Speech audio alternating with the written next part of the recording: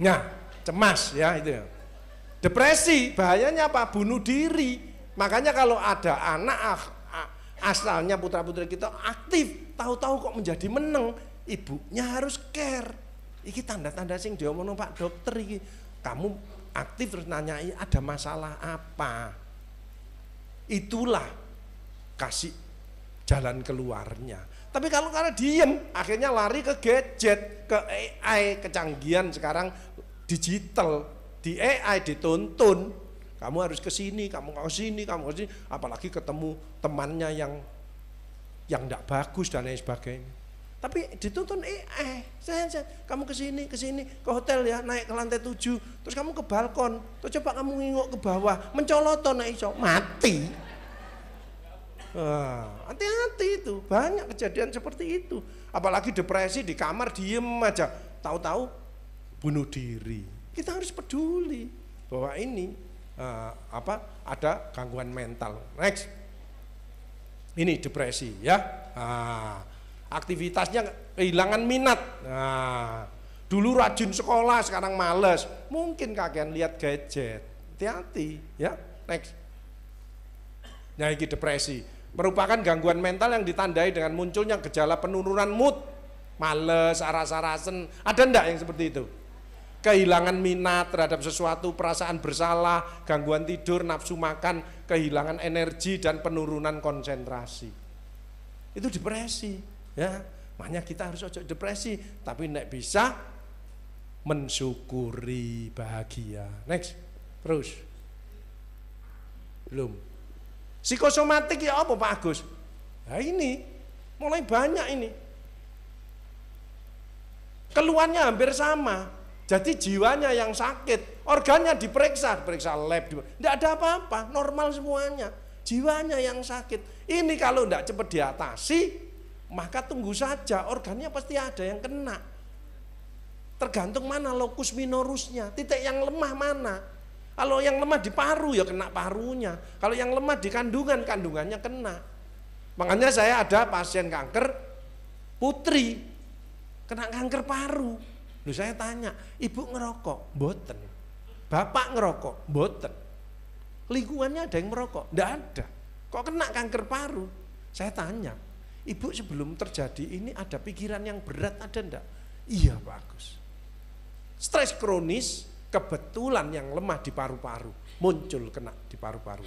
Itu tadi kena DNA. Makanya begitu panjenengan kalau pikiran yang berat, cepet diatasi, mendekat kepada Allah. Nek gak bisa, minta tolong kepada suami, kepada putra-putrinya, minta tolong bantuan orang lain. Nek merasa kita tidak mampu untuk recovery sendiri, remodeling sendiri, minta tolong, termasuk ke dokter, nggak apa-apa. Jangan takut obat dari dokter selama ada indikasinya. Yang bahaya itu kalau ngobat-ngobati sendiri. Beli obat sendiri, pusing kasih obat sendiri, nggak ngerti penyebabnya apa, kasih akhirnya ngantem lambung, ngantem ginjalnya, dosisnya naik terus, begitu berat baru konsultasi, terlambat. Makanya ada warning, ada alarm, ada tanda-tandanya, gitu. Kencing kok warnanya merah, hati-hati ada batu kemungkinan, mungkin ada bibit kanker dari prostat, dari kandung kemih dan lain sebagainya. Periksa, cek urin dokternya yang, oh enggak apa-apa Pak, ternyata ini asam uratnya tinggi, ada kiranya gejala batu. Coba minum air putih hangat yang banyak, terus panjenengan lari, lompat-lompat gini, ternyata logrok hancur keluar bersama kencing, selesai. Jangan ngeremehkan. Aku pinggangku sakit Pak Agus, coba muter kiri kanan, tak dodok. Dok, enggak apa-apa. Yang satunya, dok, aduh, hati-hati, kemungkinan ada batu. Batunya nyenggol ginjalnya, dek, sakit. Nah itu. Dok, enggak apa-apa. Dok, enggak apa-apa. Tapi dari kemungkinan hanya ototmu, kamu kecapean, salah posisi kamu sering duduk, enggak pernah stretching dan enggak pernah olahraga, kaku. Itu harus ada. Kalau gini aja tensimu, oh tensinya normal. Ya toh? Itu gini. Nek nyeri separuh, migrain, itu biasanya ada yang gini. Oh, apa? gak duwe duit. Akeh yang gini itu gak duwe duit, ya. Ada tanda-tandanya macam-macam, ada kode, sign namanya. Next. Ya, psikosomatik ini shopping dokter. Dia selalu ganti-ganti dokter, saya enggak percaya. Makanya kemarin ada pasien saya, semua dokter dikunjungi kecuali 2, kandungan dan anak. Jadi saraf iyo, jantung iyo, paru-paru iyo. Hasilnya dibawa ke saya. Pak, enggak ada apa-apa, sudah punya pikiran yang positif, enggak ada apa-apa. Gitu Pak Agus. Iya, tapi kalau saya mau kumat itu mesti berdebar-debar gini. Iki jiwamu. Kamu istighfar, zikir, mendekat kepada Allah. Pelan-pelan menjadi ketenangan. Wong jelas hasilnya labnya enggak apa-apa. Sampai di endoskopi bareng. Enggak ada apa-apa. Kecuali kalau endoskopi kamu ketemu perdarahan di lambung, itu kemungkinan kamu stres berat, kan gitu. Ini enggak ada apa-apa, Pak. Jadi awakmu gak ono apa-apa, normal, jiwamu tok. Coba pakai untuk ibadah yang sholat taubat dan lain sebagainya, istighfar, membaik. Namanya psikosomatik, ya. Hati-hati stres kronis, psikosomatik, kecemasan dan depresi ini banyak. Makanya ayo kita mensyukuri, happy, ya. Next. Dampak terhadap kehidupan sehari-hari ya banyak sekali, ya. Produktivitas menurun, hubungan internasional banyak makin gak cocok dengan temannya, makin jelek. Ini apa ini? Kualitas hidupnya ya menurun, aras-arasen, ya. Gampang sakit fisik, ya. Ini sing sikile selonjor-selonjor ini biasanya bermasalah ini dia. Iya, itu ya. Ya, fisik. Itu harusnya makanya sering rasakan dirinya ini. Nek saya 62 tahun sih alhamdulillah sih aktif, olahraga, sepedaan sih kan enggak punya beban. Banyak ibu-ibu overthinking, kabeh dipikir. Masalah gak perlu dipikir. Kadang-kadang nangis sendiri, terus sedih sendiri, ada yang gitu. Yo berarti gangguan mental. Guyu. Sing guyune banter berarti melepas stres. Ada ibu-ibu yang pernah ngomong ini, Pak Agus bojoku kok meneng. Ada ndak? Itu tanda-tanda orang hidupnya tertekan. Kalau ada bapak-bapak yang suka marah-marah di tempat lain, di warung marah-marah, di kantor marah-marah, itu biasanya di rumah takut sama istri. Next, ayo. Ya, nah ini bagaimana stres Pak Agus? Kita hadapi dengan stress release, kemudian aktivitas yang positif, ya, kemudian menolong orang. Makanya sedekah itu solusi. Panjenengan baik dengan orang, permasalahan panjenengan itu bisa terurai. Makanya ojo ndak enak dengan orang. Ada yang kadang-kadang nggak cocok, orang yang toksik. Ada di lingkungan kadang-kadang yang toksik, resek. Mesti ada 1% itu ada. Cirinya itu kalau dijak rapat itu gini, rapat mbek iki, wong iku toksik. Mesti jawabannya gini, gak iso aku ngomongane sengak, gak enak. Iku nek ngomong nglarakno ati, menusuk. Aku gak tahu teko, males. Itu cirinya orang toksik. Ini ndak ada orangnya, mek tulisane tok. Ndane ana wong. Itu cirinya. Makanya ngomong yang positif, mensupport, nanti rezekinya kan banyak. Idene panjenengan apik, Bu, aku setuju. Oke. Sesuk moro-moro sore ana gedang goreng, roti goreng. Bakso, sesuk maneh, Bu, ngene ya, mau 17-ane, ya idene panjenengan mesti apik, sukses mau. Sesuk kirimi sate. Omongane positif, saulan gak masak blas, wong dikirimi terus. Lah iya panjenengan. Rasakan ta? Makanya yang berpandangan mindset positif. Change of mindset. Growth mindset. Ojo fix mindset, aku pancet ae. Semales aku. Ngono iku ya, ngono iku ibu-ibu, semales. Ga iso. Sak melok. Itu fix mindset. Sampai muncrat. Fix mindset itu pikirannya mah tetep Mbok ceng positif ini. Bu, iya ya, heeh. Kini jane Pak Agus ngene, ayo kita aktif ae. Gaya apa ta apa? Gaya apa? Coba di drive terus gitu. Sukses panjenengan. Kaiso. Masyarakatnya angel. Ruwet. Next.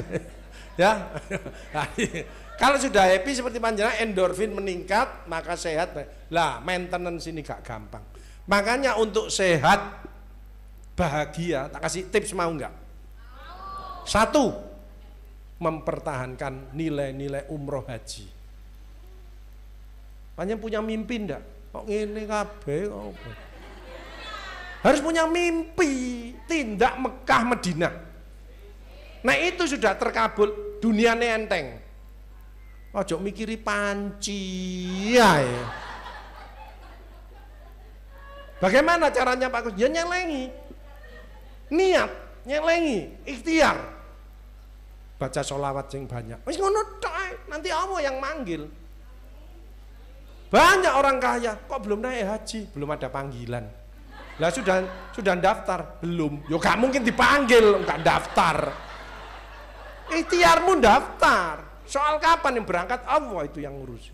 Itu ya, punya mimpi ya. Wis tindak sana dulu, wis nanti katut. Kabeh dunianya itu enteng. Umroh haji. Apa sih di sana? Ibadah. Itu visi hidup kita. Wa ma khalaqtul jinna wal insa illa liya'budun. Kedua apa? Kebersamaan. Di panjenengan nanti ya ceritanya sholat di multazam, mesti gantian. Sampeyan sing sholat, aku sing njogo di sini. Mageri. Betul enggak? Karena wongnya banyak, teman saya ada yang egois, merasa diri gampang, sholat dewean, ditobruki sampai orang-orang. Gantian setelah selesai, kamu ganti mageri, aku tak ganti sholat. Kebersamaan, ini kebersamaan. Makanya kayak kumpul-kumpul gini, ini jangan hanya 1 bulan sekali, nah esok tiap hari. Ya, tak mire jobrot ya. Tapi saya yakin, mesti panjangan tak sentuh ini, insya Allah rezeki ini tambah banyak nanti ya. Tidak ada orang kok memberi terus kurangan sakit-sakitan, tidak ada. Ini janjinya Allah. Nek ngaku iman takwa itu mesti sedekah, gak hitung-hitungan sama Allah. Wong Allah ndak hitung-hitungan. Panjangan nafas itu ndak pernah ditarik, betul ndak? Padahal yang di rumah sakit pakai oksigen 1 hari 3,6 juta. Nafas tok ambekan 3,6 juta. Nek seperti saya 60 tahun 100 miliar. Nafas tok. Ini tadi pasien yang ini pakai oksigen, wong sudah sakit paru-paru. Ada tak yang mau? Tak belikan oksigen, tak kayak tabung telu. Tapi harus dipakai. Ayo. Loh, bebas. Makanya jangan sekedar tarik nafas. Ingat sama yang punya. Subhanallah. Nek pengen paru-paru baik, tahan. Hitungan 1, 2, 3, 4, 5. Kesempatan supaya paru-paru ini bisa mengembang. Sret, udara yang masuk. Terus lepaskan pelan-pelan. Alhamdulillah. Coba lakukan. Itu masuk relaksasi itu. Itu terapi stres itu. 10 kali rutin. Loh, paru-paru panjang bandeng. Kita apa sih yang di tubuh yang penting itu? Apa? Oksigen dan air. Minum penting, udara penting. Nah, bagaimana supaya nafas yang enak? Baiklah dengan Allah, baiklah dengan sesama, tidak ada musuh, dan serenglah sedekah. Mesti nafasnya lega. Tapi ada pasien sing nafasnya gini. Itu biasanya guru, dosen sing kerengang mbek mahasiswane mbek murite itu matine angel. Itu biasanya tak gak gelem memaafkan, musuhan ambek orang. Itu kalau mati mesti ngono. Gak mati-mati. Tapi nek seperti jamaah Baitur Rahim yang ahli sedekah ini, nek dipundhut ambek Allah, dibimbing, dikin nggih Bu, nggih, subhanallah, subhanallah. Langsung sereh, enak. Kenapa? Dimudahkan sama Allah. Itu makanya jangan musuhan ya, sing damai sama orang. Sorry ya Bu ya, aku wingi rodok gak enak. Itu enggak mau maafkan juga bopong. Makanya saya pengen sehat, saya enggak gengsi sama nyonya saya. Maafkan Jeng, Mas yang salah. Makin tua makin banyak dosa, bukan tambah bener. Sama anak saya, bukan saya nurunkan dada mulia. Ibu ngomong sama anaknya, mohon maaf ya, menurut Bunda kok begini. Oh, itu didik yang bagus itu, memberi contoh. Bunda enggak bisa, Bunda ini ngerti jamaah masjid Baitur Rahim, paham. Anaknya enggak mau cerita, pulang sekolah tasnya ditaruh langsung masuk kamar. Loh, kamu enggak ada cerita untuk Bunda? Enggak, Bunda sudah paham, sudah jelas jamaah masjid Baitur Rahim. Aktif pengajian seminggu 9 kali, paham, pret. Kenapa enggak menghargai? Coba dengarkan pujian. Bunda setuju, Bunda bangga dengan kamu, subuhanmu tepat waktu. Subuhan terus deh. Itu loh caranya, memanage diri kita. Makanya saya belajar demokrasi di rumah tangga. Kalau beli sesuatu mesti saya ngomong anak saya, setuju enggak? Anak saya kan 3 laki semuanya. Mesti bolo bundane, betul enggak? 4, suara 4 banding saya 1, saya kalah. Ya saya terima. Tapi meneh-meneh nek tuku maneh gak tak kandhani mbak aku. Ya jadi happy mensyukuri tidak seni dan lain sebagainya. Senang berbagi. Ini tamu Allah pertama kali. Makanya orang yang ahli sodako dekat dengan manusia, dekat dengan malaikat, dekat dengan Allah, dan dekat dengan surga. Tidak perlu duit, senyumlah, ngomong yang baik, ide, tenaga, semua perbuatan baik yang Allah ridho itu masuk sedekah. Betul enggak? Rasulullah itu apa sih obatnya sehat itu? Ahli ibadah seperti panjenengan oke, ahli sabar seperti panjenengan oke, ahli senyum. Banyak tak lihat ini kan wajah-wajah orang yang senyum. Tadi ada ketemu das pun tipu kabare, alhamdulillah, alhamdulillah.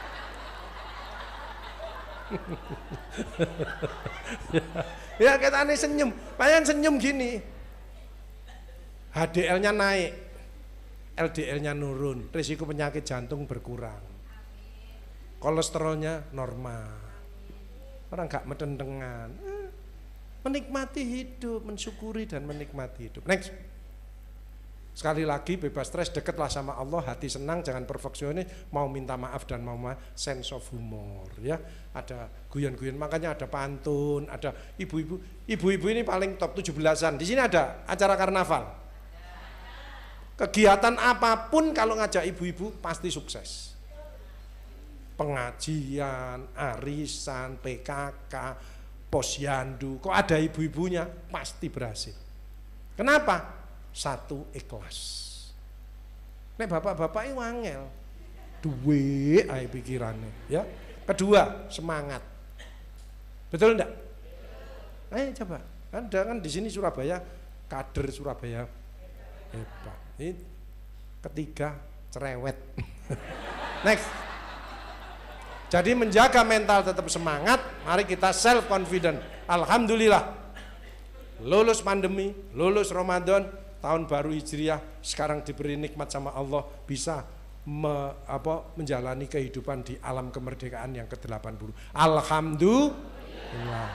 Ayo, nilai kita, kontribusi kita terhadap diri kita apa, terhadap keluarga kita apa, terhadap lingkungan kita apa, terhadap bangsa dan negara ini apa.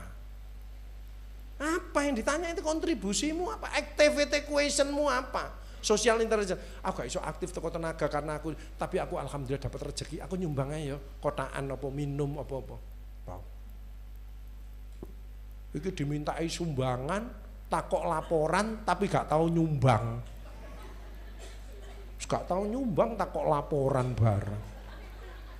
Wes, di sini ndak ada di daerah lain ya.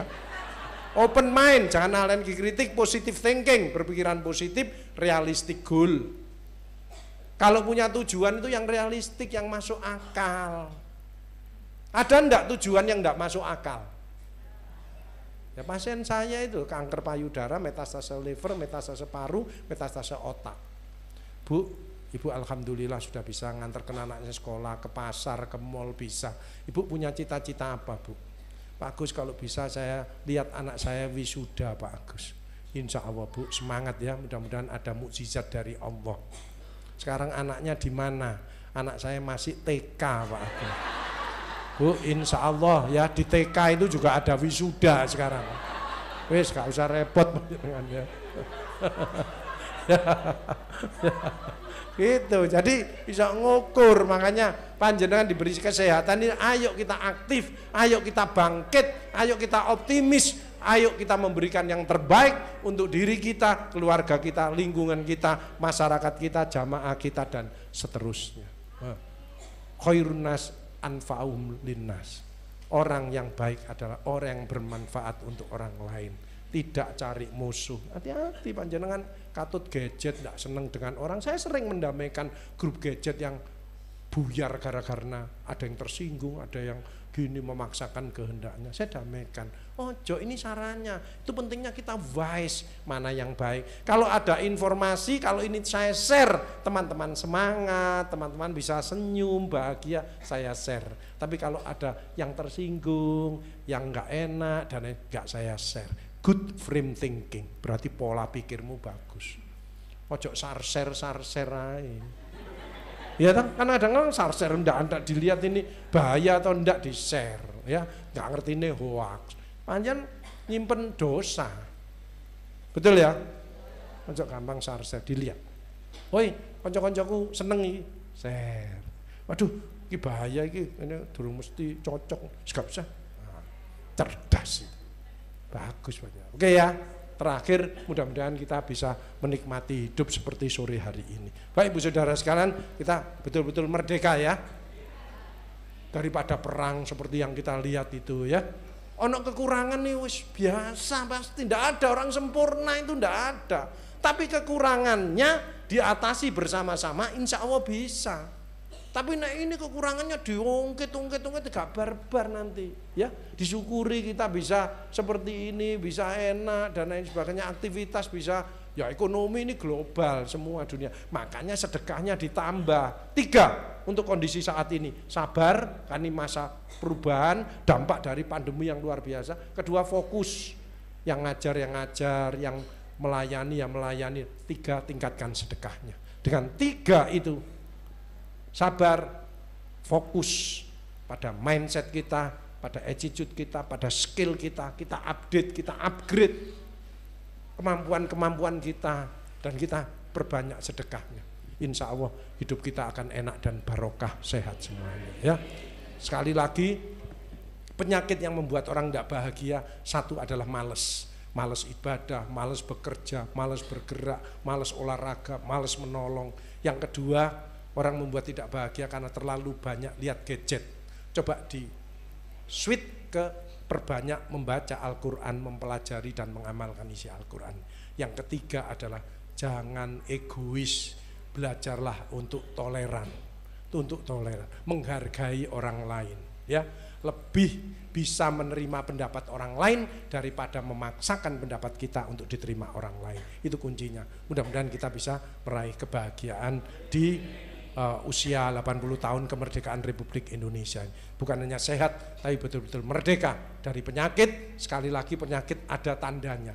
Kalau sudah sehat, kita ini sehat tapi tanda petik. Makanya sing punya duit ya general check up. Yang ada keluhan ojo ditunda, ya segera dideteksi, sehingga kalau dini bisa diatasi dengan cepat. Tapi kalau sudah ada sakitnya berat, ojo putus asa. Ada bidang saya paliatif, datang ke saya, nanti tak kasih jalannya begini. Gitu loh ya. Jadi kalau mengatasi sesuatu harus holistik, nggak boleh terpotong-potong.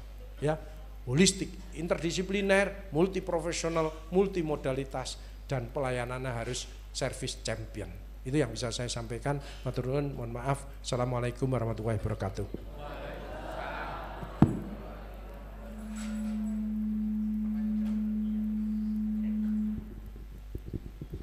Demikian Bapak Ibu, cukup menarik ya. Oleh karena itu monggo, ada waktu 15 menit yang mau bertanya silakan. Nggih, Bapak monggo.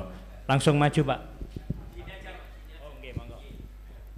Apa yang disampaikan Dr. Agus tadi, bahwa judulnya itu adalah sehat merdeka.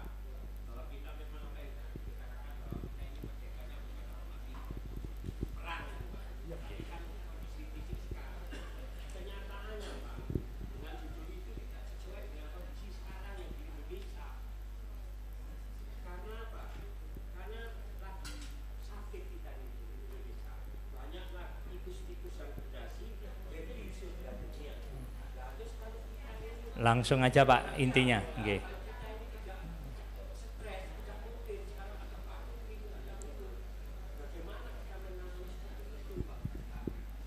Ya. Ya. Jadi nomor satu adalah memang kita tidak bisa lepas dari teknologi ya, digital, medsos luar biasa. Makanya ada tingkatan orang pandai, cerdas dan wise.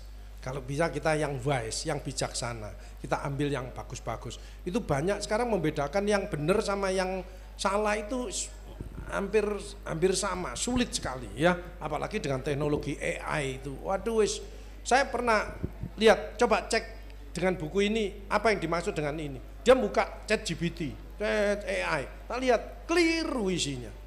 Nah ini kalau dimasukkan ke masyarakat di opini itu merubah opini kita. Makanya kita harus konfirmasi dengan buku ini tadi. Supaya pendidikan ya gitu. Sekarang pendidikan kemarin ada spesialis. Ini kasus seperti ini. Dia langsung buka laptop ini, buka apa HP-nya. Terus ngomong, ini gini ditanyai seniornya. Dimarahi deh. Keliru itu. Harus kamu konfirmasi sama. Jadi ini hanya membantu saja, tapi jangan. Saya pernah loh pakai apa untuk jalan itu apa? Nah, map itu saya diblosokkan masuk hutan itu. Daerah Kediri sama daerah Serpong sana. Karena nurut ini tadi. Itu tapi juga ada yang benar. Jadi ini sebagai panduan saja. Tidak 100% benar, tapi panduan. Dan kita harus, itu pentingnya kita wise. Banyak sekarang kejadian di lapangan itu karena terpengaruh oleh lingkungan. Makanya jangan percaya 100%. Nah kedua, apa yang bisa kita berikan ya kita introspeksi diri kita sendiri. Apa yang bisa kita berikan yang terbaik dengan kondisi seperti ini. Kalau saya mengatakan kondisi seperti ini, ya pada penyakit kanker ya stadium 3-4. Tapi apa terus ambruk terus enggak ya kita dandani pelan-pelan. Minimal enggak nyeri, terus semangatnya muncul kembali, sisa-sisa hidupnya untuk kegiatan yang positif, untuk ibadah, sehingga kualitasnya meningkat. Ambruk endaknya kan tergantung Allah, mati orang hidupnya tergantung Allah. Orang sakit kanker stadium berat. Dan saya punya pasien, ibunya kena kanker serviks. Ternyata yang meninggal bukan ibunya, suaminya yang meninggal. Suaminya nggoy status saya nang buri. Ternyata suaminya stres. Terus salah titik, mungkin diseneni langsung kick mati. Orang sekarang sakit besuk ke rumah sakit, yang meninggal apa yang sakit belum tentu. Banyak yang besuk itu terus keluar kena serangan jantung, kick mati. Ada orang yang sakit ke dokter, dokternya mana? Dokternya meninggal. Loh saya yang sakit kok dokternya yang meninggal. Itu. Makanya kita ojo berhenti berdoa untuk memperbaiki diri kita menjadi toleran. Nah kita mengeluh terus menyalahkan si A si B, tidak selesai. Akhirnya kita sendiri yang sakit, naik serangan jantung, mati. Untuk apa kita harus yang mengupdate dan mengupgrade diri? Memang kita akui kondisi memang berat. Tapi kalau itu dipikul bersama-sama, ya enteng, betul enggak? Kekurangan ya oke, kita atasi bersama-sama. Gitu Pak ya. Jadi yang wise, ada pinter, cerdas, tapi enggak wise dia. Bijaksana dia. Oke, bagus pertanyaan. Oke, Ibu. Nah,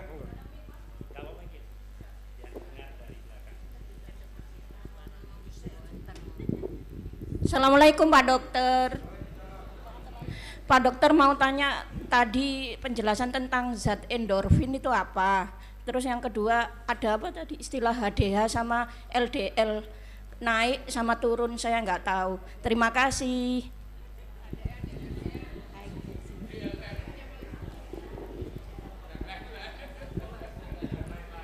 Endorfin itu kalau kita punya rasa well-being, bahagia, bersyukur, alhamdulillah, well-being, seneng, ya, seneng. Itu di otak tadi yang namanya HPA akses, ada bagian otak namanya HPA akses, hipotalamus, korteks, hipofisis, adrenal akses, itu yang mengendalikan hormon-hormon. Kalau perasaan kita bagus, itu yang keluar hormon positif. Salah satunya adalah endorfin, itu hormon kebahagiaan. Apa kekuatannya hormon endorfin itu? Kekuatannya 300 kali morfin. Apa morfin itu? Obat yang terkuat untuk menghilangi nyeri. Nyeri. Jadi orang kalau dia bahagia, insya Allah tidak ada nyeri. Jadi kalau panjenengan nyeri, berarti panjenengan masalah di hatinya panjenengan. Makanya obat yang mujarab apa? Istighfar, introspeksi. Kenapa? Karena persoalan dari panjenengan sendiri. In asantum asantum li anfusikum wa in asantum falaha. Barang siapa berbuat baik, kebaikan untuk dirimu sendiri, berbuat jahat, kejahatan itu untuk dirimu sendiri. Bapak Ibu Saudara sekalian, kolesterol sering tangani, kolesterolmu piro? Yang disebutkan adalah kolesterol total. Itu tidak begitu berpengaruh. Masih terung 300 tidak berpengaruh. Memang normalnya adalah di bawah 150. Justru yang ada spesifik LDL itu terkait dengan jantung. Itu ada batasannya. Tidak boleh lebih dari 100. Kalau HDL itu lemak yang baik. Lemak itu dalam tubuh, kemudian dibawa ke liver, dihancurkan di situ, itu lemak yang baik. Nah panjenengan tinggal lihat, oh cekku gini, karena introspeksi kepada diri, aku ini mungkin terlalu serius, gampang marah-marah, maka LDL ku naik. Sebelum aku minum obat, kalau ke dokter ya mesti dikasih obat. Nek dokter gak ngeresepi obat ya gak untuk duit lah. Gini, dokter gak ngasih resep, kamu harus gini. Kira-kira balik enggak? Ya enggak balik, ngomongan tok. Kasih resep, minimal obat penenang. Oh ibu stres, tak tambahi obat sedikit ya bu ya, supaya ibu tenang. Tambahi, resep saya itu mesti ada yang istighfar, zikir ya, supaya hatimu tenang. Alladzina amanu wa tatmainul qulubuhum bidzikrillah ala bidzikrillah tatmain. Dengan zikir tenang itu, sel itu menjadi tidak stres, karena ada sel yang stres ya. Itu harus tambahannya obat-obatan iya, tapi secara spiritual. Kenapa? Spiritual itu ngobati kausa di hatinya ini. Ngobati yang betul itu kausa. Kalau pusing, mual, opemur, itu simptom. Kausamu apa?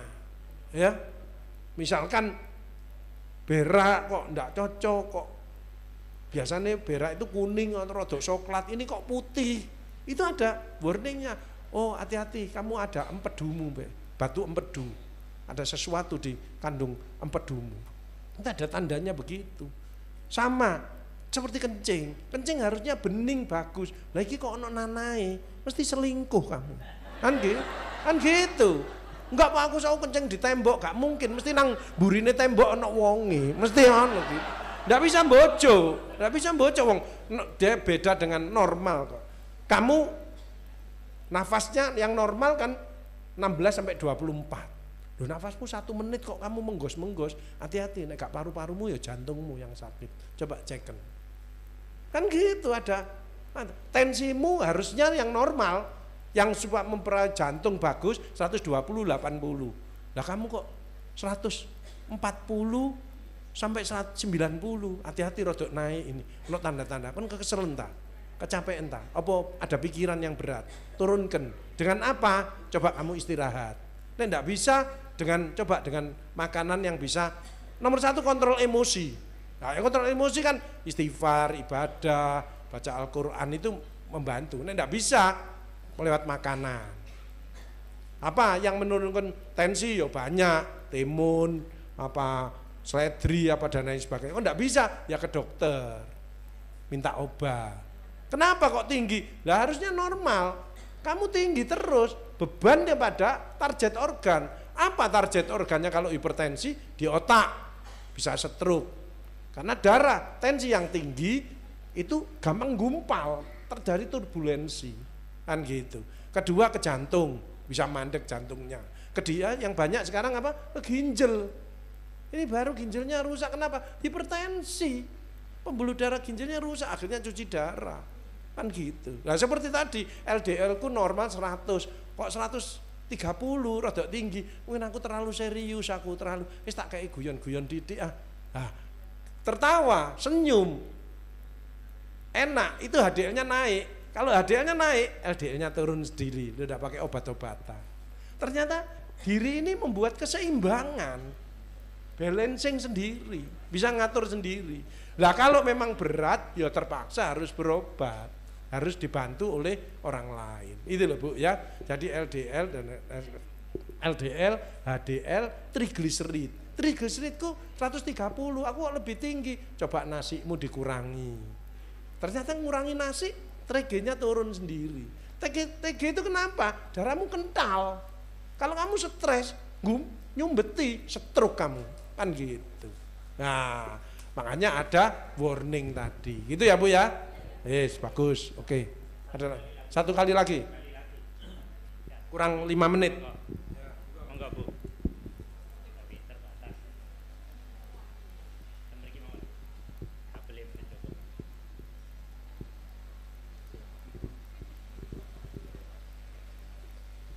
Assalamualaikum Pak Agus. Pak, untuk menghilangkan rasa mangkel itu gimana Pak? Kalau kita didolimi terus gitu Pak. Katanya Pak Agus tadi kita harus menghilangkan rasa nggak enak hati gitu Pak. Terima kasih. Assalamualaikum warahmatullahi wabarakatuh.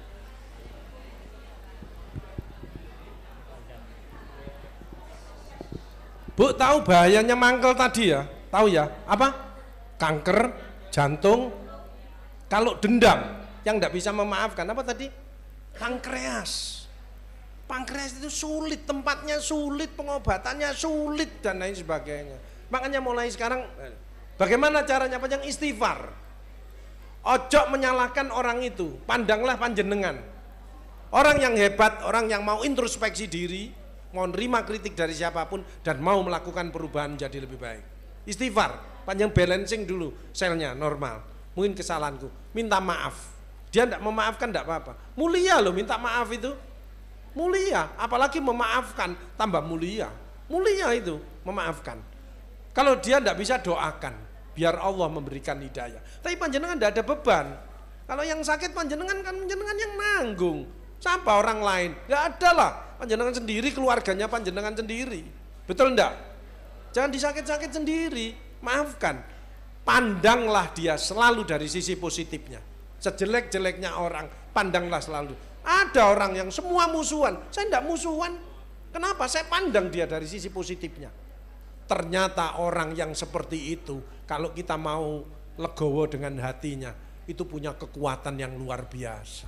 Hati-hati, minimal masalahnya dia jauh lebih besar daripada kita. Akhirnya kita bersyukur, oh ada orang yang lebih berat lagi. Itu loh. Ya. Jadi panjenengan bisa. Yang sering itu orang dari teman terdekatnya, suami istri, itu paling sering. Makanya panjenengan pandanglah suami istri itu dari sisi positifnya.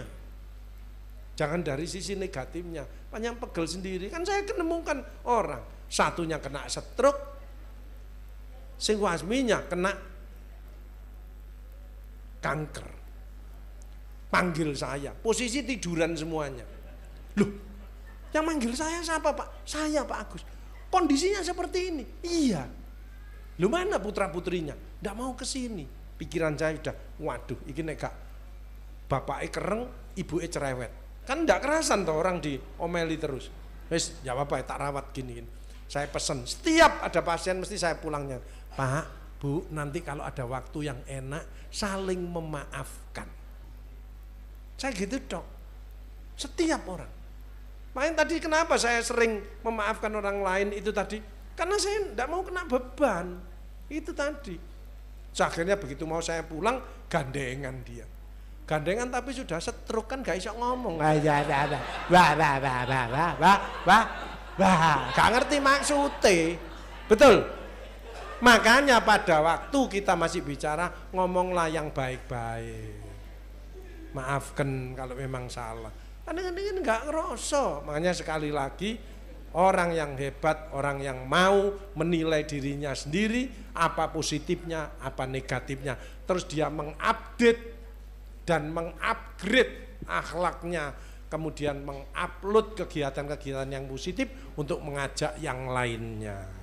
Oke, Bapak Ibu Saudara sekalian, tetap semangat, jangan putus asa. Memang berat kondisi sama ini, makanya satu, backingnya harus Allah, bisnislah dengan Allah, saling menolong, bukan saling menyakiti malah, dan lain sebagainya, ya. Dan ketiga, kita menjaga alam semesta ini. Irhamu man fil ardi, yarhamu man fis sama. Sayangilah apa yang ada di bumi, bukan hanya manusia, tanaman, binatang, maka yang akan di langit akan menyayangi kita. Matur nuwun, tetap semangat di HUT kemerdekaan 80 tahun ini. Mudah-mudahan Allah segera mengangkat penyakit kita, menjadi sehat kembali, bisa aktivitas yang baik, yang ibadah, yang bekerja lebih fokus, lebih semangat. Ojo lupa tadi yang ketiga adalah sedekahnya. Karena sedekah dekat dengan manusia, dekat dengan malaikat, dekat dengan Allah, dan dekat dengan surga. Kedua, sedekah itu implementasi dari takwa. Ya, dan sedekah itulah besok insya Allah menjadi tamu-tamu Allah pertama kali. Saya kira itu dari saya, pesan saya, semoga jamaah Baitur Rahim sehat semuanya, sesuai dengan tema, terangkat penyakitnya. Kalau masih yang sakit mau konsultasi saya, monggo silakan, kita diskusi, carikan jalan keluar. Semoga Allah memberikan kesembuhan kepada kita semuanya, dan kita optimis ke depan, insya Allah makin sehat, makin sukses, makin bahagia, dan makin berkah dalam hidup. Amin, amin ya rabbal alamin. Mohon maaf atas segala kekurangannya. Assalamualaikum warahmatullahi wabarakatuh.